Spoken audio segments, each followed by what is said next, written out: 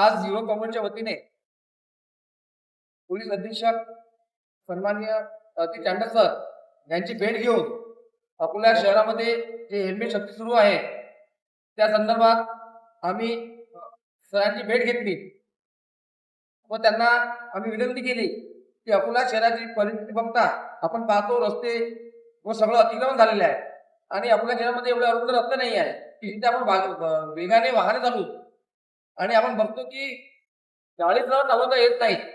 त्यामुळे आपल्या शहरामध्ये तरी हेल्मेट सक्ती करू नये. आम्ही हेल्मेट सक्तीच्या विरोधात नाही आहे, परंतु आपल्या शहराची रस्त्याची परिस्थिती बघता अकोल्यातील रस्ते आणि अतिक्रमण छोटे रस्ते या सगळ्याचा विचार करून ही हेल्मेट सक्ती सध्या शिथिल करण्यात यावी.